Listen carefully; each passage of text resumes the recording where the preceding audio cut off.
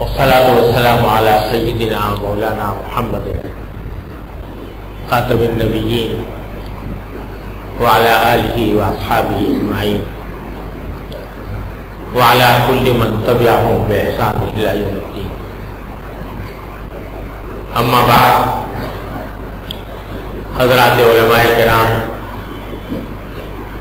میرے عزیز طالب علم ساتھیوں، السلام علیکم ورحمۃ اللہ وبرکاتہ۔ یہ میرے لیے بڑی سعادت کا موقع ہے کہ عرصے دراز سے دل میں جو خواہش تھی کہ اس عظیم دینی درسگاہ باب العلوم میں حاضری کی توفیق ہو، اللہ تبارک و تعالی نے اپنے فضل و کرم سے آج اس کا موقع عطا فرمایا۔ یہ حسرت ہے کہ حضرت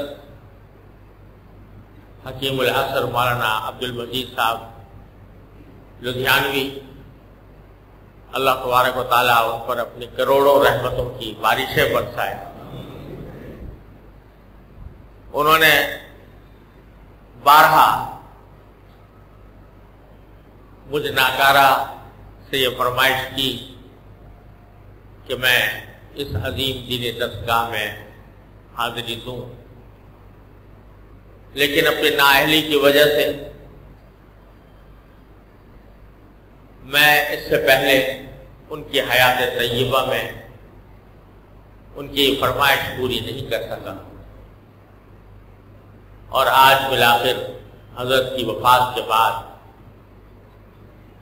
یہاں حاضری کا شرف اللہ تبارک و تعالیٰ نے عطا فرمایا۔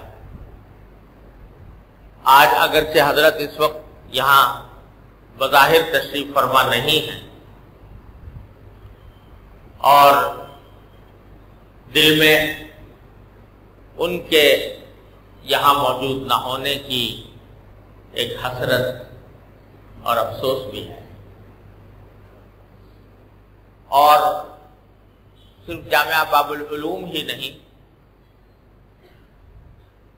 پوری ملت ان کے اس دنیا سے تشریف لے جانے پر تعزیت کی مستحق ہے، کیونکہ ان جیسی شخصیت کا دنیا سے اٹھ جانا یہ کسی ایک فرد کا اٹھ جانا نہیں ہوتا، بلکہ وما خلق قیس خلق شخص وواحد، یہ ایک شخص کا اٹھ جانا یہ پوری ملت کے لیے ایک عظیم سانحہ ہوتا ہے، اس لیے ساری ملت ہی اس پر تعزیت کی مستحق ہے۔ لیکن میں آپ حضرات کو اور خود اپنے آپ کو ایک خوشخبری کی بات سنانا چاہتا ہوں جو میں نے اپنے بزرگوں سے سنی، وہ یہ کہ اللہ جل جلالہ کے نیک بندے جن کو اللہ تبارک و تعالیٰ اپنے دین کی تعلیم اور تبلیغ اور نشر و اشاعت کے لیے منتخب فرماتا ہے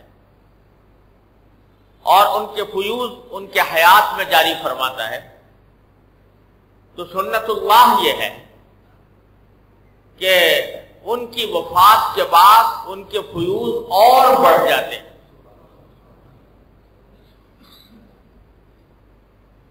بعض لوگ اس بات کو شرک سے تعبیر کرنے لگتے ہیں، یہ تو مشرکانہ بات ہوئی کہ مرنے کے بعد، دنیا سے چلے جانے کے بعد، وفات پا جانے کے بعد ان کے فیوض اور بڑھ گئے۔ لیکن حقیقت یہ ہے کہ کسی بھی انسان کا کوئی فیض اگر ہوتا ہے تو وہ اس انسان کا نہیں ہوتا، کسی دینے والے کا ہوتا ہے۔ موتی یا حقیقی ایک ہی ہے، کسی بندے میں، کسی انسان میں، کسی مخلوق میں کوئی مجال نہیں کہ کسی کو کوئی چیز عطا کر دے۔ عطا کرنے والا ایک ہی ہے، البتہ اس کی سنت یہ ہے کہ وہ اپنی رحمتوں کی عطا کے لیے کسی کو واسطہ بناتا ہے، کسی کو وسیلہ بناتا ہے۔ میرے شیخ حضرت عارفی قدس اللہ تعالی سرہ یہ بات فرمایا کرتے تھے کہ اللہ تبارک و تعالیٰ کی سنت یہ ہے کہ وہ جب کسی بندے کو کچھ عطا کرتے ہیں تو کسی واسطے کے ذریعے عطا کرتے ہیں، چاہے وہ واسطہ طور سینہ ہی کا واسطہ، طور سینہ ہی کا واسطہ کیوں نہ ہو۔ ما کان لنبی ان لبشر ان یکلمہ اللہ، اللہ تبارک و تعالی کسی واسطے کے ذریعے کسی کو فیض عطا فرماتے ہیں، وہ واسطہ نبی ہو، وہ واسطہ نبی عالم ہو، وہ واسطہ ولی ہو، وہ واسطہ مرشد ہو، وہ واسطہ شیخ ہو۔ کسی شیخ کے ذریعے، کسی مرشد کے ذریعے، کسی واسطے کے ذریعے اللہ تبارک و تعالیٰ عطا فرماتے ہیں، ورنہ انسان کے پاس نہیں ہے جو کچھ دے سکے، دینے والا وہی ہے۔ جب دینے والا وہ ہے، حیات میں بھی دینے والا وہی تھا، جب کوئی مرشد، کوئی شیخ، کوئی استاد حیات تھا اس وقت بھی دینے والا وہی تھا، اس کے واسطے سے دے رہا تھا۔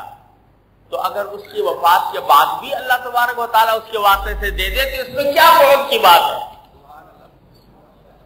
اور اس میں کون سی شرک کی بات ہے؟ اللہ تبارک و تعالیٰ بعد میں تجربہ یہ ہے کہ اگر ہمارے اندر طلب ہے، ہمارے اندر لینے کی طلب ہے، اخلاص ہے، تو اللہ تبارک و تعالیٰ جب ایک وسیلہ لیتے ہیں تو پھر اسی وسیلے کے ذریعے پہلے سے زیادہ عطا فرماتے ہیں۔ اس لیے یہ ہم سب کے لیے ایک بشارت ہے، ایک خوشخبری ہے۔ شرط یہ ہے کہ ہمارے اندر طلب ہو، ہمارے اندر طرف ہو، ہم لینا چاہیں، لینا ہی نہ چاہیں تو انلزمکموہا وانتم لہ کارہون، یہ اللہ تبارک و تعالیٰ کی سنت نہیں ہے۔ لینا چاہیں، طلب رکھنا چاہیں، طلب رکھنا چاہیں تو اللہ تبارک و تعالیٰ کے فضل و کرم سے وہ فیض کا دروازہ بند نہیں ہوا، انشاءاللہ اور جاری رہے گا۔ اللہ تبارک و تعالیٰ اس میں دن دونی رات چوگنی ترقیات عطا فرمائے۔ بات صرف یہ ہے کہ جتنے فیوز حیات میں حاصل ہوئے تھے، جو تعلیمات انہوں نے عطا فرمائی تھیں، جو ہدایات انہیں دی تھیں، ان کے راستے پر چلتے رہیں اور اپنے دل میں، اپنے سینے میں طلب کی آگ کو روشن رکھیں تو اللہ تبارک و تعالیٰ کی طرف سے انشاءاللہ دینے میں کمی نہیں ہوگی۔ یہ ایک بشارت تھی جو میں آپ سے عرض کرنا چاہتا تھا۔ مجھ سے یہ فرمائش کی گئی ہے کہ دور حدیث کے طلباء کو حدیث کی اجازت دوں۔ حقیقت تو یہ ہے کہ میں اجازت حدیث دینے کا اہل نہیں، اساتذہ کرام بھی اور دیر علماء کو بھی اس کی خواہش بھی اور میں اپنے آپ کو اس کا اہل نہیں پاتا، لیکن تعمیل حکم اور تحصیل سعادت کے لیے یہ اجازت حدیث کا شرف حاصل کرتا ہوں، اور اس کے لیے میں آپ حضرات کے سامنے ایک حدیث پڑھتا ہوں جو حدیث الرحمہ کہلاتی ہے، اور وہی حدیث مسلسل بالاولیہ ہی ہے، یعنی حضرت سفیان بن عیینہ رحمۃ اللہ علیہ سے لے کر ہم تک یہ ایک سنت رہی ہے کہ جب بھی کوئی شخص کسی استاد کے پاس کوئی حدیث پڑھنے کے لیے جاتا تھا تو معمول یہ تھا کہ استاد اس کو وہ حدیث پڑھایا کرتا، اسی لیے اس کو مسلسل بالاولیہ کہتے ہیں۔ اور آپ حضرات نے شاید درس ترمذی میں دیکھا ہو کہ میں نے اس کی سند بھی لکھی ہوئی ہے۔ سن 1964 میں نہیں بلکہ سن 1963 میں جب میں اپنے بڑے بھائی محمد ولی راضی صاحب کے ساتھ عمرے پر گیا تو شیخ حسن المشاق مکی اور مالکی رحمہ اللہ تعالی جو بڑے متبع سنت بزرگ اور محدث تھے وہاں مسجد حرام میں درس دیا کرتے تھے. میں نے سب سے پہلے یہ حدیث ان سے حاصل کی اور انہوں نے مجھے اپنی شفقت کی بنا پر اپنی تمام مرویات کی بھی اجازت دی اور اپنا سبق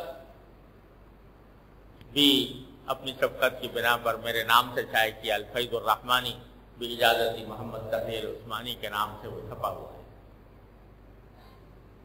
اس کے بعد شیخ محمد یقین الفادانی رحمۃ اللہ علیہ مکہ مکرمہ کے بڑے مسند بزرگ تھے، ان سے بھی مجھے یہ حدیث حاصل ہے. اور تیسرے علامہ ناقبی جو 120 سال کی عمر میں جدہ میں جن کا انتقال ہوا، ان سے بھی مجھے یہ حدیث حاصل ہے.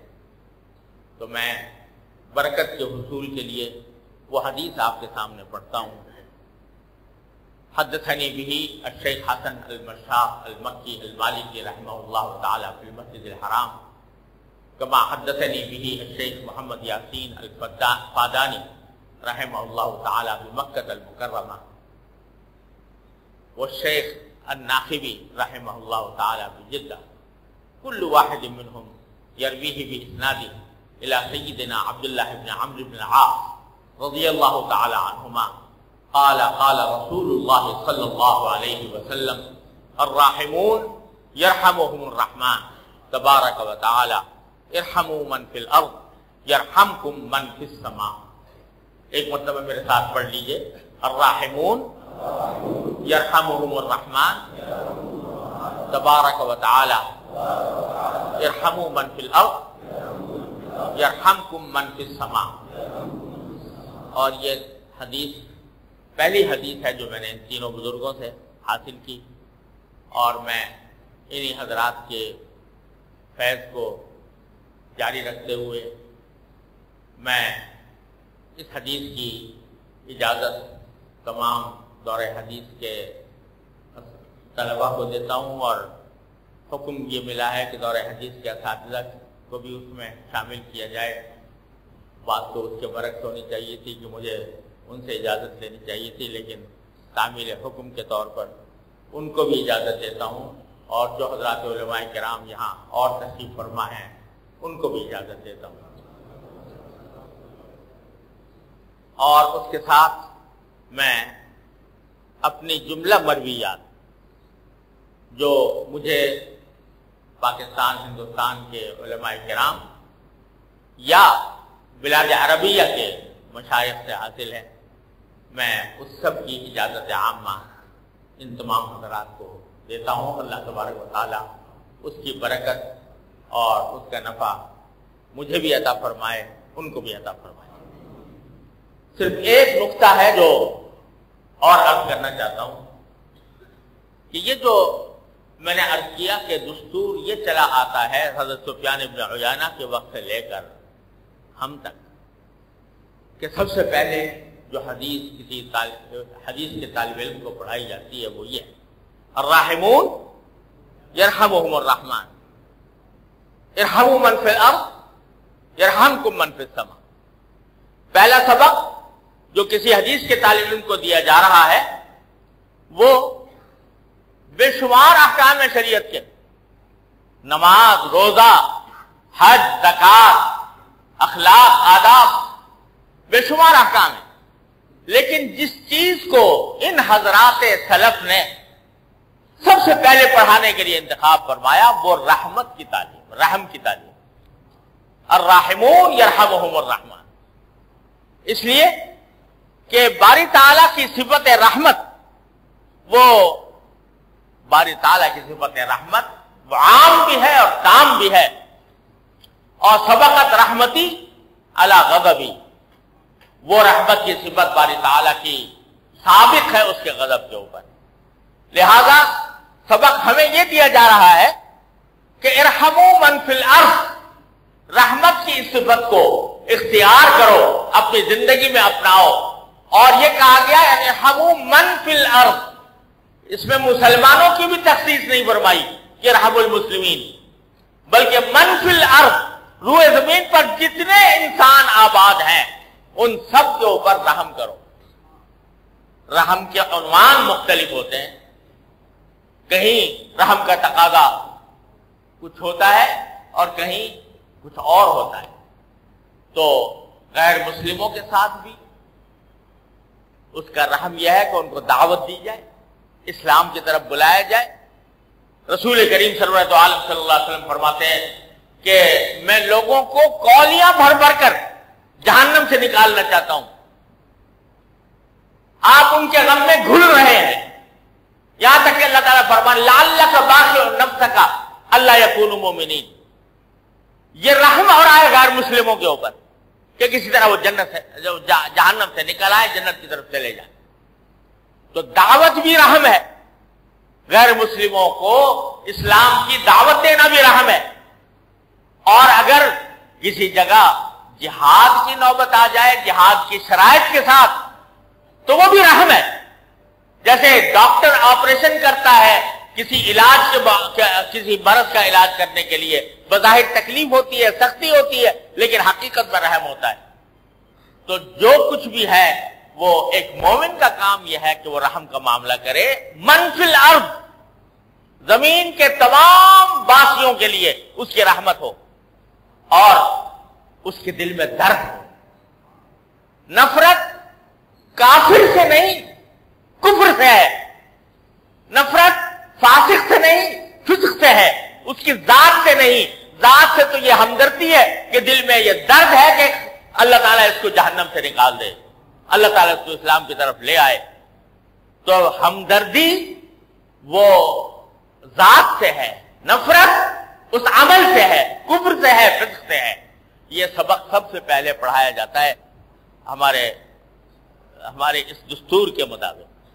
اس سبق کو اللہ تعالیٰ ہمیں ذہن نشین کرنے کی اور اپنے زندگی کے اندر اس کو اپنانے کی، اس پر عمل کرنے کی توفیق عطا فرمائے۔ اللہ تبارک و تعالیٰ اس جامعہ باب العلوم کے اساتذہ، طلبہ، منتظمین، معاونین، محبین، مخلصین، اللہ تعالیٰ سب کو صدق و اخلاص کی دولت سے مالا مال فرمائے اور ان کے مقاصد حسنہ میں ان کو کامیابی عطا فرمائے اور اس جامعہ کو دن دونی رات چوگنی ترقی عطا فرمائے۔